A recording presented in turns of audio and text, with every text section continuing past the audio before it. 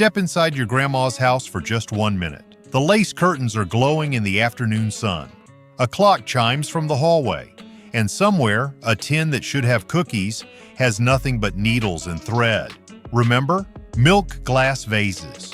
White, opaque glass that seemed to appear in every room, often holding fake flowers that lasted decades.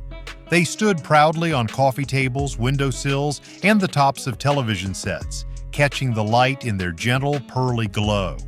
Some were smooth, others had those raised hobnail patterns you could feel under your fingertips. They didn't just hold flowers, they held the memory of Sunday dinners, spring cleaning days, and the quiet hum of life in a simpler time. Often bought at 5 and dime stores or passed down from relatives, each vase carried a little history of its own. You might remember the same arrangement sitting there for years, gathering a little dust but somehow always looking perfect. In a way, they weren't just decorations, they were part of the home's personality, steadfast and familiar.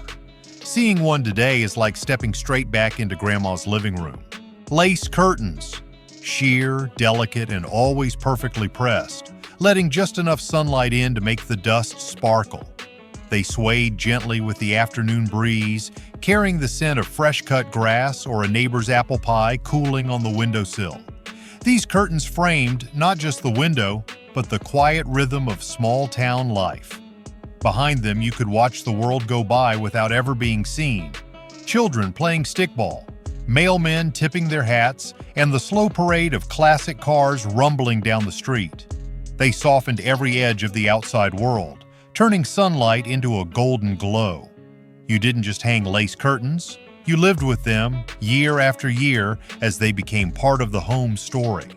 In their folds lived memories, laughter, and the comfort of knowing some things never changed. Ceramic rooster decor. In the kitchen, above the cabinets, on the counter, Grandma loved her roosters. Brightly painted or simple white, they stood watch over every meal like proud little guardians. Some were salt and pepper shakers, others just statues, but each one felt like it had a personality. They brought a splash of cheer to the room, catching the morning light as coffee brewed and bacon sizzled. Guests always noticed them, and Grandma would smile, saying they made the kitchen feel alive. Even now, spotting one in an antique shop is like stepping right back into her warm, bustling kitchen. Braided rugs. Circular or oval in earthy tones, they brought warmth and comfort to every room. Made from scraps of fabric tightly woven together, they were as sturdy as they were beautiful.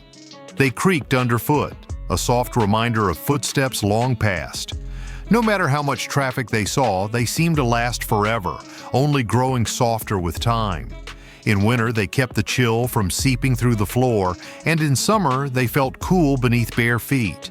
Each rug told a story, of family life, of hands that made them, and of a home that was always well loved.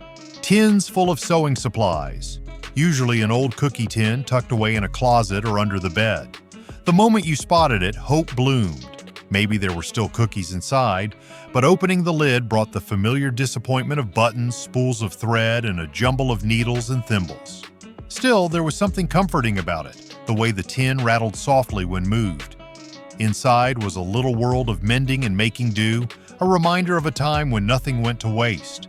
That cookie tin may not have held sweets, but it held the quiet resourcefulness of generations past. Clocks with chimes. They rang on the hour, every hour, reminding you time was always moving. The deep, resonant tones filled the room, marking the day in a way that was both comforting and unyielding. You could hear them from every corner of the house, whether you were setting the table for dinner or dozing in an armchair. Some had polished wooden cases and brass pendulums that swung with steady grace. Winding them each week was a small ritual, a quiet moment of care and precision. Even when they fell silent, their presence alone seemed to keep the heartbeat of the home. Some families passed them down through generations, carrying the memories of those who once listened to their chimes. On special occasions, their sounds seemed richer, almost celebratory, as if joining in the moment. In quiet afternoons, the gentle ticking could be as soothing as a lullaby. Over time, many were replaced by digital clocks, their steady music fading into memory.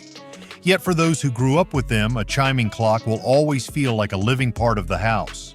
Tissue box covers. crocheted, quilted, or shaped like a doll, because even tissues needed to be dressed up. They sat proudly on end tables or bathroom counters, turning something ordinary into a little display of care. Some were made by hand, stitched with love in colors that matched the room. Others were store-bought but still carried that cozy, homey charm. Pulling a tissue from under a doll's skirt or through a carefully sewn flap was a small, everyday ritual. They weren't just about hiding a cardboard box, they were about making every corner of the home feel special. Some even became conversation starters when guests noticed their quirky or elegant designs. Seasonal versions appeared for holidays, swapping flowers for snowflakes or autumn leaves. Over time, they became thoughtful gifts, especially for housewarmings or Mother's Day. Today, most people just set out the plain box, missing that extra touch of personality. But for those who remember, a tissue box cover was a tiny symbol of care woven into daily life. Wall calendar from the bank. Free, oversized, and hung in the kitchen, usually with a pin tied to it with string. Each month brought a new picture, often a scenic landscape or a smiling family in a wheat field. Birthdays, dentist appointments, and Sunday potlucks were all written in careful penmanship. The paper was thin, curling slightly at the edges, but it held the rhythm of the household. You'd hear the crisp tear as the old month was pulled away, revealing a fresh one full of possibility. It wasn't just a calendar, it was the family's timeline, quietly marking the passing of the years. Telephone table. A little wooden stand with a built-in seat where the landline and the phone book lived. It was the hub of the house, where voices from miles away came crackling through the line.